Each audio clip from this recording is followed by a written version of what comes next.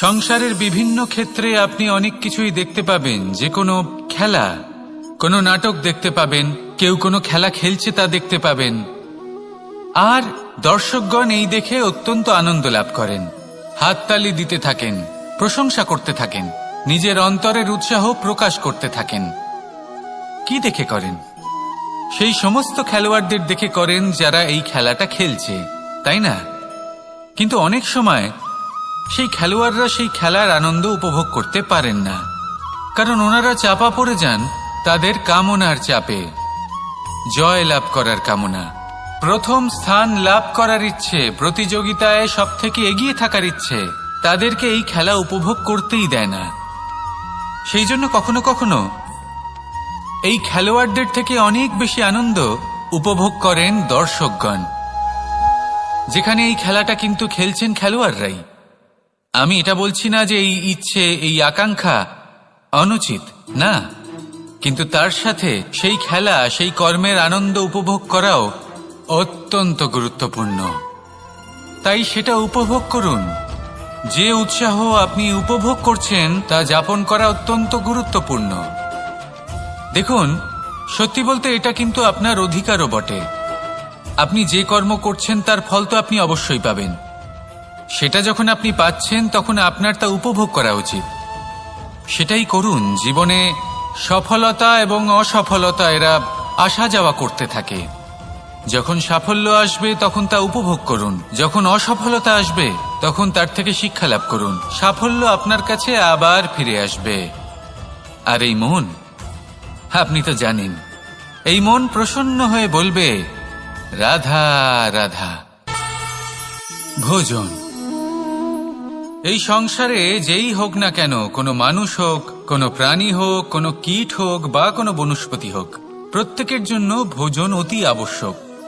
কারণ ভোজন থেকেই শক্তি পাওয়া যায়, আর সেই শক্তি দিয়েই সংসারের, আমাদের জীবনের সমস্ত কার্য করা যায়।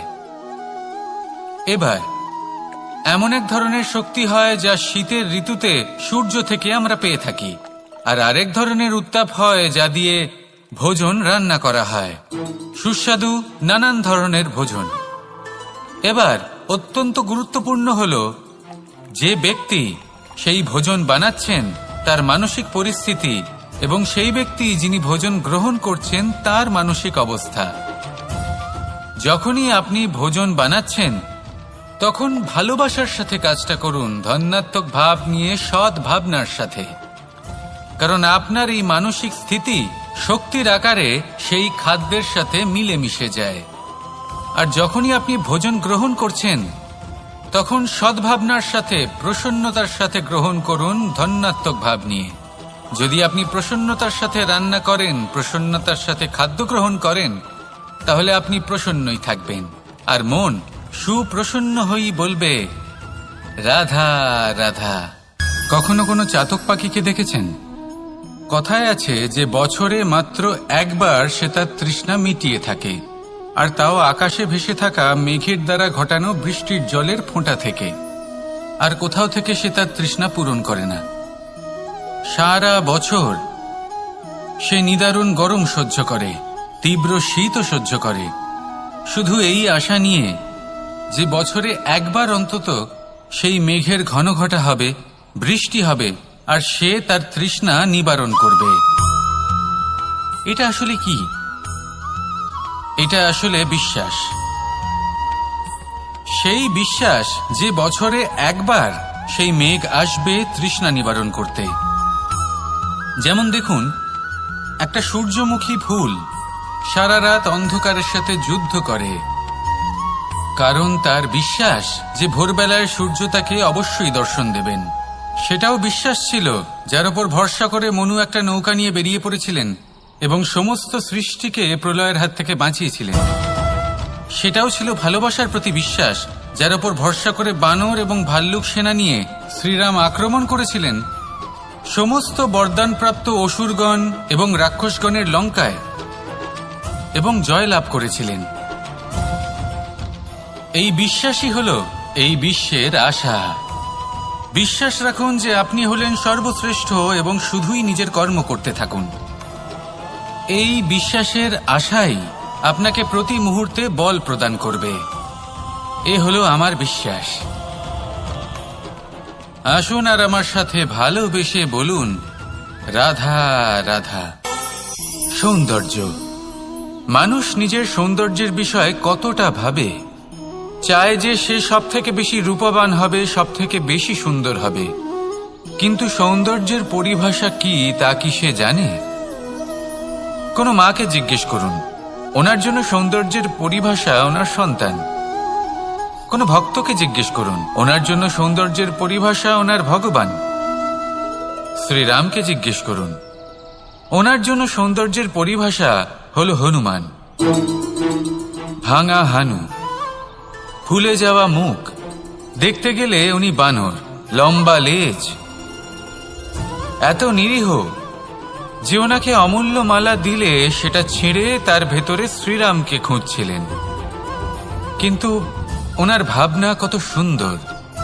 উনি এটা বিশ্বাস করেন যে সংসারের যতই মূল্যবান জিনিস দিয়ে এই মালা তৈরি করা হোক না কেন, যদি এর মধ্যে শ্রীরাম না থাকেন তাহলে এর মধ্যে কোনো অর্থ নেই। সৌন্দর্য রূপে নয়, ভাবনায় নিহিত থাকে। যদি আপনি সৌন্দর্য প্রাপ্ত করতে চান তাহলে তা কর্মে নিয়ে আসুন, ভাবনায় এবং বিচারে নিয়ে আসুন। এই সৌন্দর্য আপনার সাথেই থাকবে। যদি আপনি সৌন্দর্যকে রূপের মধ্যে খোঁজেন তাহলে কিছুক্ষণের জন্য পাবেন, সেই সৌন্দর্য সময়ের সাথে হারিয়ে যাবে।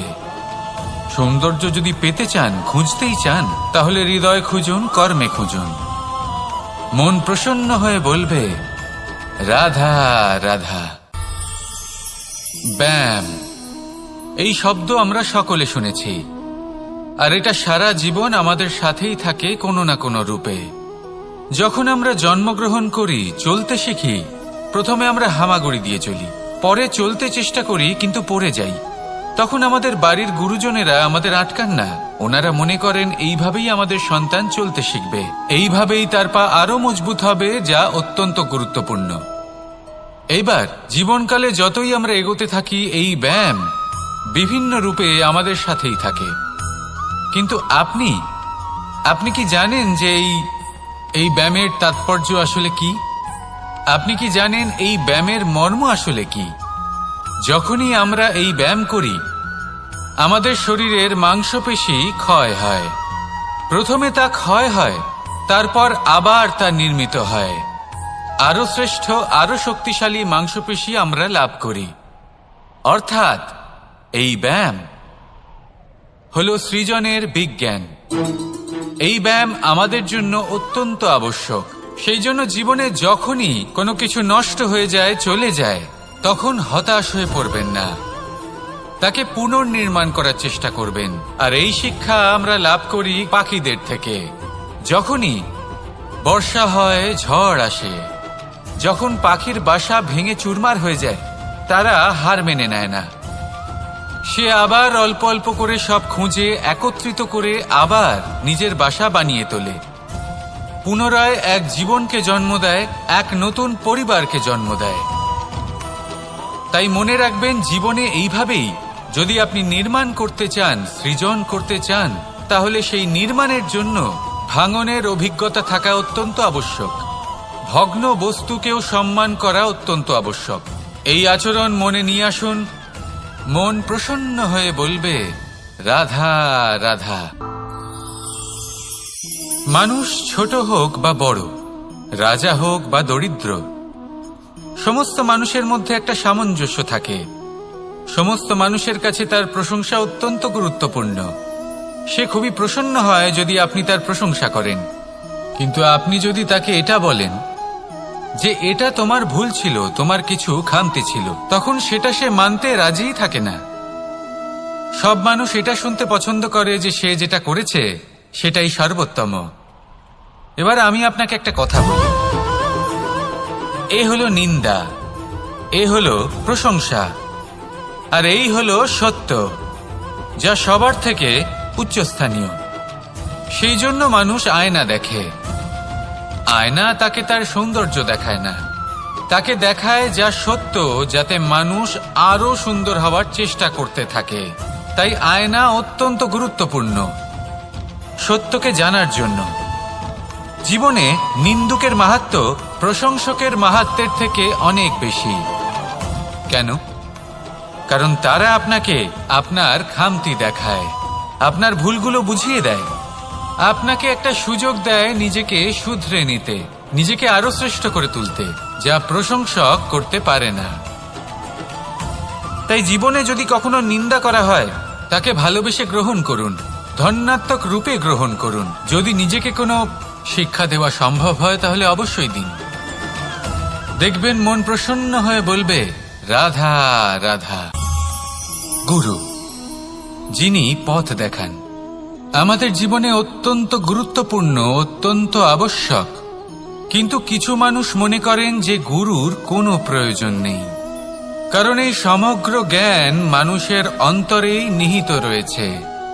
এবার প্রশ্ন এটাই, যদি সমস্ত জ্ঞান মানুষের অন্তরে নিহিত থাকে তাহলে গুরুর কি প্রয়োজন? আর যারা আজ পর্যন্ত গুরুকে মেনে এসেছেন তারা কি অনুচিত করেছেন? এর উত্তর আমি আপনাকে দেব একটা উদাহরণ দ্বারা। একটা কাঠ যা জ্বলনশীল, জ্বলনের ঊর্জা তার অন্তরে নিহিত রয়েছে, কিন্তু তার জ্বলনের জন্য বাইরে থেকে একটা অনুঘটকের প্রয়োজন হয়। এই অনুঘটকই হলেন আপনার গুরু। উত্তাপ যা একটা কাঠকে জ্বালাতে পারে, সেই উত্তাপ হলো গুরুর প্রচেষ্টা। যদি সেই গুরুই না থাকে, তার প্রচেষ্টাই না থাকে, তাহলে সেই সমস্ত জ্ঞান যা মানুষের অন্তরে নিহিত তা ব্যর্থ হয়ে যাবে। যদি আপনার সাথে আপনার গুরু থাকেন, আপনার পথ প্রদর্শন করেন, আপনার অন্তরের জ্ঞানকে বাইরে নিয়ে আসতে পারেন, তাহলে তাকে সম্মান করুন আর আমার সাথে ভালোবেসে বলুন, রাধা রাধা। মানুষ যখন কোনো শক্তি লাভ করে তখন সে নিজেকে বলশালী মনে করে। শক্তি লাভ করলেই তার মধ্যে অহংকার চলে আসে, অভিমান চলে আসে। তার কারণ হলো সে একটা সহজ কথা বুঝতেই পারে না। এই সব যা হচ্ছে সময়ের জন্য হচ্ছে। সময়ের থেকে বেশি বলশালী আর কেউ নেই। এই সময়ের জন্যই রাবণ ভক্তি দ্বারা কৈলাস পর্বত তুলে নিয়েছিলেন। আবার সেই সময়ের জন্যই, সেই কারণেই রাবণকে বধ হতে হলো। তার সাথে সাথে রাক্ষস কুলও ধ্বংস হয়েছিল এবং লঙ্কাও ভস্ম হয়ে গেছিল। দেখতে গেলে জন্ম থেকে মৃত্যু পর্যন্ত এই যে সময়, সেটাই হলো জীবন। কিন্তু তার মধ্যেও যা সময় আসে কোনো কারণেই আসে। সেই সময় আমরা যাপন করে কিছু শিখতে পারি। তাই আজ যে সময় আপনার হাতের কাছে আছে তাকে মুষ্টিবদ্ধ করে রাখুন, তাকে সামলে রাখুন, তাকে সংযত করে রাখুন, অনুভব করুন, তার থেকে কিছু শিখুন, তাকে কোনোভাবেই ব্যর্থ হতে দেবেন না। আর এটা জেনে রাখুন যে ভবিষ্যতে যা কিছু হতে পারে, যা কিছু হতে চলেছে, সেটা না আপনি জানেন আর না তা আপনার বশে রয়েছে। সেই জন্য আজ অহংকার বা অভিমান করে নিজের ভবিষ্যতের ক্ষতি করবেন না, সেই অনর্থ ঘটাবেন না। এটাই হলো সময়ের অর্থ। আসুন আমার সাথে ভালোবেসে বলুন, রাধা রাধা। পরিকল্পনা অত্যন্ত গুরুত্বপূর্ণ, এটা আমাদের জীবনে অত্যন্ত আবশ্যক, এটা আমাদের জীবনে। কিন্তু এই পরিকল্পনা ঠিক কতটা হওয়া উচিত, অর্থাৎ এই পরিকল্পনার সম্পর্কে কতটা চিন্তা করা উচিত, কতটা ভবিষ্যতের বিষয়ে চিন্তা করা উচিত। এবার দূরদর্শিতা অত্যন্ত বিশিষ্ট গুণ মানব জীবনে, কিন্তু দূরদর্শিতায় এতটাও মগ্ন হওয়া উচিত নয় যে কাছের জিনিসগুলোই নজরে না পড়ে। আজকের কথা বাদ দিয়ে শুধুই ভবিষ্যৎ নিয়ে চিন্তা করা অনুচিত। এবার দেখুন, পরিকল্পনা করুন কিন্তু তার থেকে বেশি উপভোগ করুন। এই মুহূর্ত সম্পর্কে অবগত নয়, কিন্তু ভবিষ্যতের কথা আমরা চিন্তা করতে থাকি। আমি এটা অনুভব করতে চাই, ওইটা অনুভব করতে চাই, ওই আনন্দ প্রাপ্ত করতে চাই। এটা অনুচিত। পরিকল্পনা করুন, সংযত করুন, কিন্তু আজকে, বর্তমানকে, এই মুহূর্তকে। জীবনের বাস্তবিক আনন্দ এটা, আর জীবনযাপনের সব থেকে শ্রেষ্ঠ পথও এটা। আসুন আমার সাথে ভালোবেসে বলুন, রাধা রাধা। বিপদ আপদ আপনাকে সন্ত্রস্ত করে রাখতে পারে, কিন্তু এই বিপদ প্রত্যেকের জীবনে কোনো না কোনো কারণে থাকে। এটা আপনাকে দেখায় যে আপনার মধ্যে কি খামতি রয়েছে, কেন রয়েছে। এই বিপদ হলো সেই মাধ্যম যার দ্বারা আপনি নিজের দুর্বলতাকে নিজের শক্তিতে পরিবর্তন করতে পারেন। একটা ফুলের দিকে তাকান। একটা ফুল, তার বুকে যখন একটা সূচ বিঁধে এপার ওপার হয়ে যায়, শুধু তখনই আমাদের প্রভুর জন্য ফুলের মালা তৈরি করা যায়। সেই জন্য কখনোই বিপদকে ভয় পাবেন না, তার থেকে দূরে পালাবেন না, একে স্বাগত জানান। বোঝার চেষ্টা করুন এই বিপদ কেন আছে। যদি বিপদকে বুঝতে পারেন তবেই জীবনকে বুঝতে পারবেন। যদি জীবনকে বুঝতে পারেন তবে এই বিপদকে সম্পদে পরিণত করতে পারবেন। আসুন আর আমার সাথে ভালোবেসে বলুন, রাধা রাধা।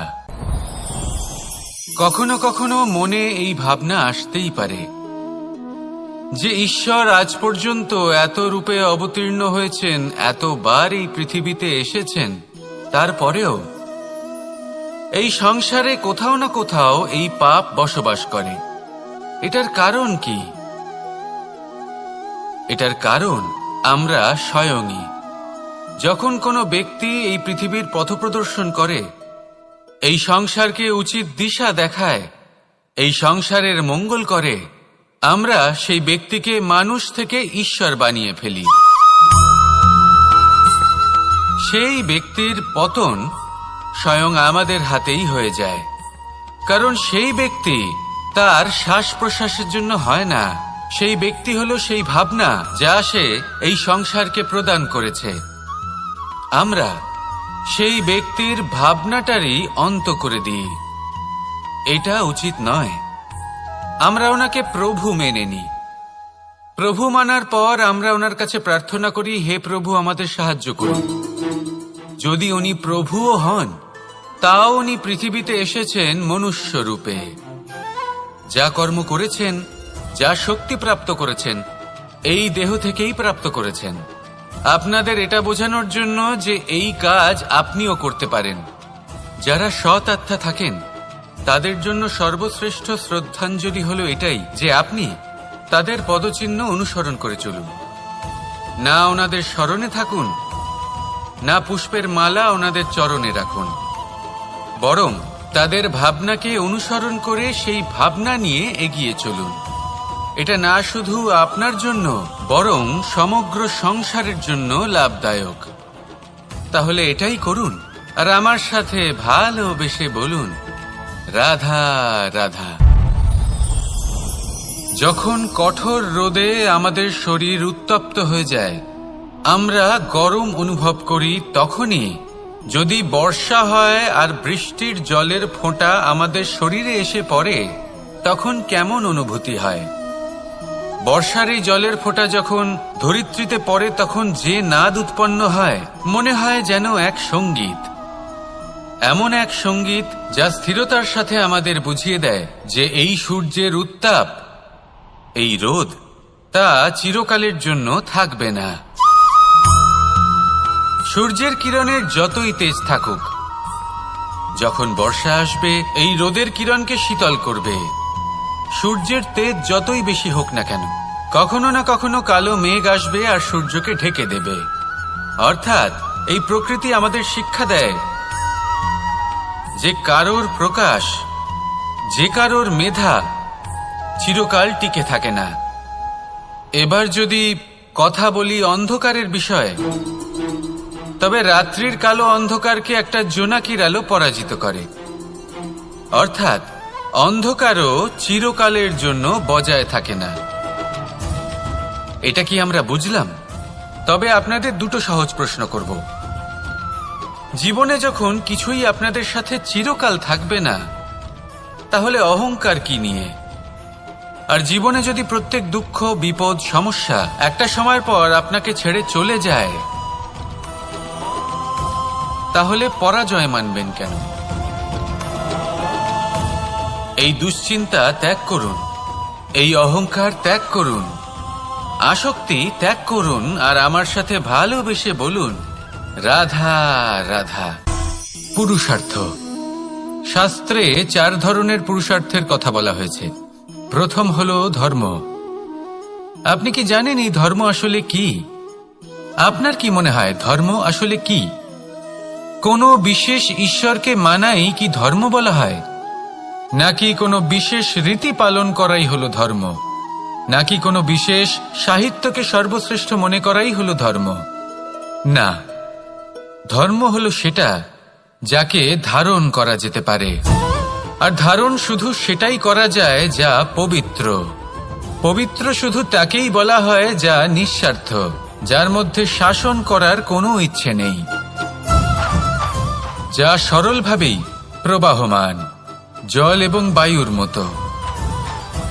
যখন কোনো ব্যক্তি ধর্মকে ধারণ করেন এবং সেই ধর্ম সেই ব্যক্তিকে রক্ষা করে, তখন তাকে ধর্ম বলা হয়।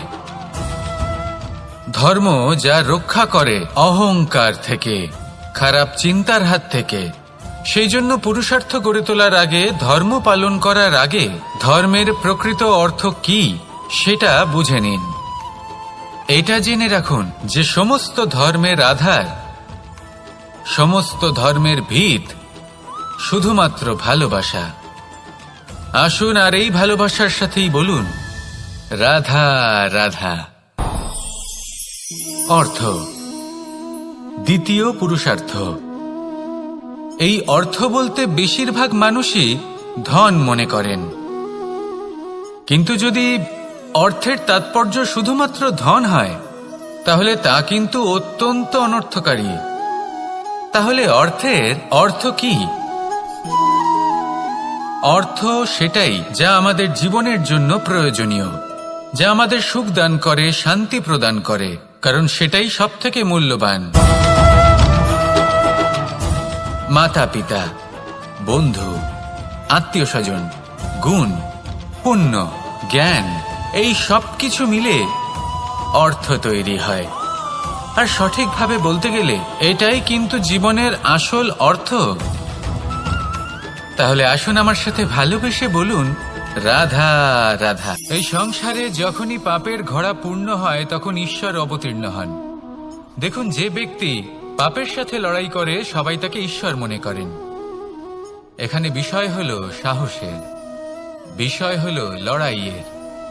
এই সময় সর্বশ্রেষ্ঠ শিক্ষক, আর সময় তার সাথেই খেলা খেলে যে সর্বশ্রেষ্ঠ খেলোয়াড় হয়। সময় তাদেরই পরীক্ষা নেয়। এবার হয় আপনি আগে থেকেই সর্বশ্রেষ্ঠ হন, নয় এই খেলা খেলতে খেলতে সর্বশ্রেষ্ঠ হয়ে ওঠেন। যখনই এই সময় আপনার পরীক্ষা নেবে তখন কখনোই নিরাশ হয়ে পড়বেন না। নির্ভীক হয়ে সাহসের সাথে সামনের দিকে তাকান এবং এগিয়ে চলুন। পরিস্থিতিগুলির এবং পরীক্ষার সম্মুখীন হন। এই পরীক্ষা ভবিষ্যতে আপনাকে এমন একটা ফল দেবে যে আপনি কৃতজ্ঞ বোধ করবেন যে আজ আপনি এই পরীক্ষার সম্মুখীন হওয়ার সুযোগ পেয়েছেন। আসুন আর আমার সাথে ভালোবেসে বলুন রাধা রাধা। আমরা আমাদের জীবনের লক্ষ্য প্রাপ্ত করার জন্য কি না করে থাকি। আমরা ভাবনা চিন্তা করে থাকি, কত জ্ঞান অর্জন করে থাকি, তারপরে আমরা পরিকল্পনা করি আর প্রচেষ্টা করি।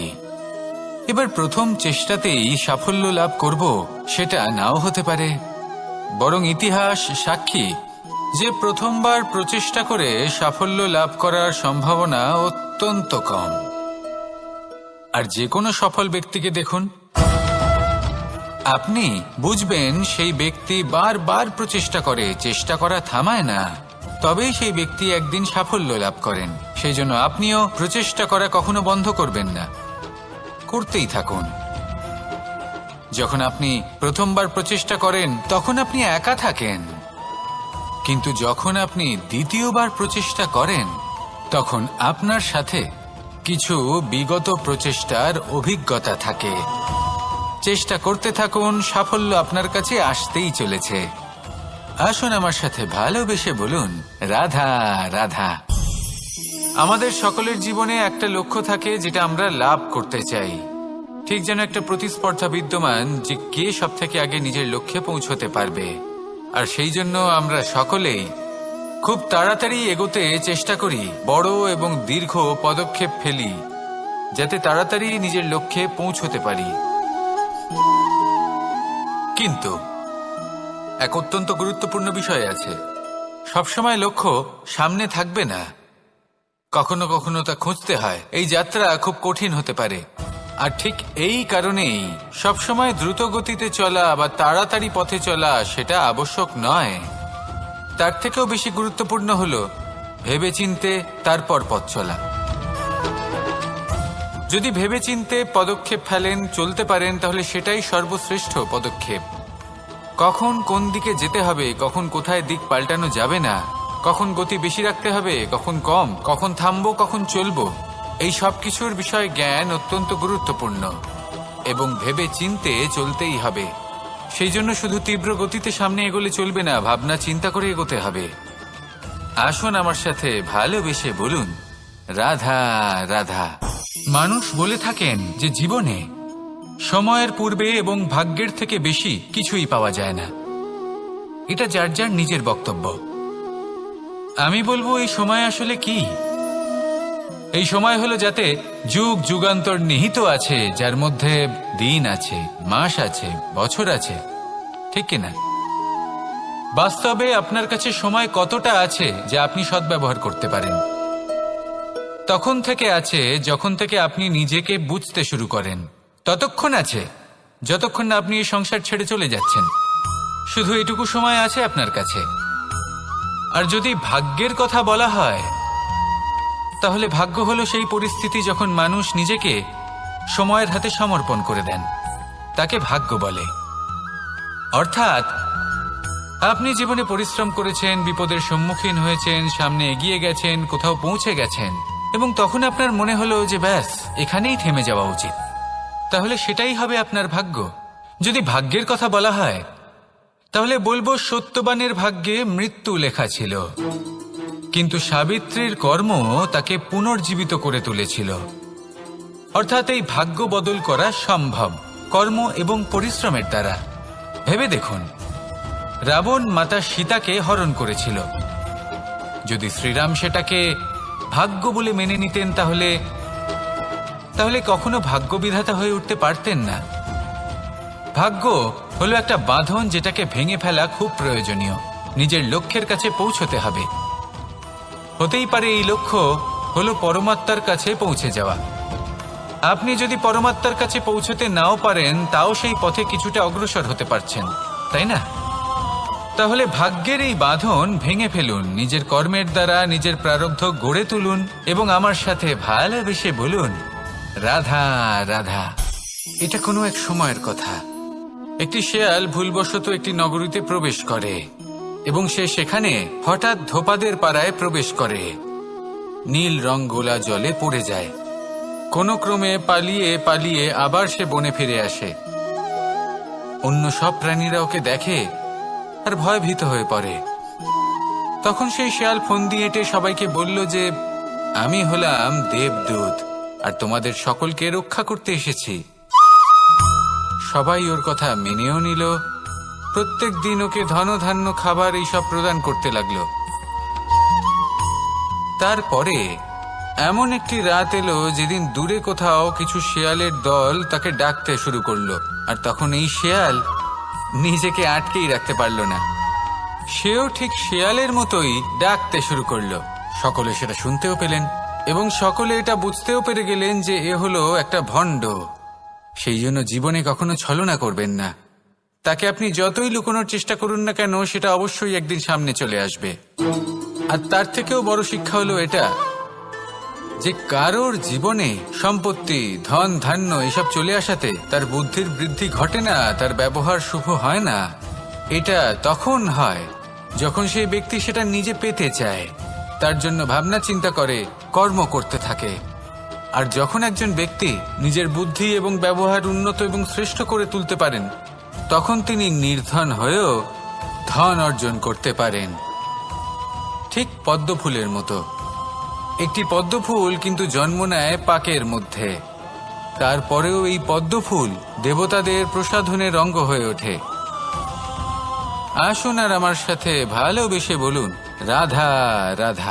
দিশা আমাদের পথ প্রদর্শন করে, আর আমরা এই দিশার মধ্যেও পবিত্র অপবিত্র, শুভ অশুভ জিনিস খুঁজে পাই। কিন্তু প্রশ্ন হলো এটাই যে সত্যি কি এই দিশা পবিত্র বা অপবিত্র হয়, শুভ বা অশুভ হয়? সত্যি কথা বলতে দিশা শুধুই একটা দিক মাত্র, কিন্তু সেই দিকে যে ব্যক্তি থাকেন তার কর্ম হয় শুভ হয় নয় অশুভ হয়। যেমন ধরুন সূর্য, সূর্য যাকে ছাড়া আমাদের জীবন চলতে পারে না, উনি উদিত হন পূর্ব দিক থেকে, এবং এই কারণে সূর্য মহান নন বা পবিত্র নন যে উনি পূর্ব দিক থেকে উদিত হন। উনি এই কারণে মহান কারণ উনি আমাদের সকলকে প্রকাশ প্রদান করেন, এবং পূর্ব দিক এই কারণে মহান কারণ সেদিক থেকে সূর্যোদয় হয়। এবার সূর্যাস্ত হয়ে থাকে পশ্চিম দিক থেকে, আর তাই বেশিরভাগ মানুষ পশ্চিমকে অশুভ মনে করেন, অপবিত্র মনে করেন। সেখানেই যদি আমি উত্তর এবং দক্ষিণের কথা বলি তাহলেও সেই একই ব্যাপার। উত্তর দিকে যদি আমরা কখনো যাত্রা করতে চাই তাহলে আমরা নিঃসংকোচে কোনো ভাবনা চিন্তা ছাড়াই যাত্রা করতে পারি। সেখানেই দক্ষিণ দিকে যদি আমরা যাত্রা করতে চাই তাহলে আমরা শুভ মুহূর্ত খুঁজি। কারণটা কি? কারণ উত্তর দিকে হিমালয় পর্বত আছে, যেখানে আমরা জড়িবুটি খুঁজে পাই, যেখান থেকে পবিত্র নদী প্রবাহিত হয়। সেখানেই দক্ষিণ দিকে আছে বিশাল নোনা জলের সাগর। এমন একটা স্থানও আছে যেখানে লঙ্কাপতি রাবণ থাকতেন। আর হয়তো এই সকল কর্মের কারণেই আমাদের দৃষ্টিভঙ্গি এমন হয়ে গেছে। তাই আপনার কর্ম সবসময় যথাসম্ভব শ্রেষ্ঠ রাখুন, কারণ আপনার কর্ম শুধু আপনার জন্যই নয়, আপনি যেখানে আছেন, আপনার কুল, আপনার স্থান, আপনার দিশা, এই সব কিছুর ওপর তার প্রভাব পড়বে। তাই সবসময় শুভ কর্ম করুন এবং আমার সাথে ভালোবেসে বলুন রাধা রাধা।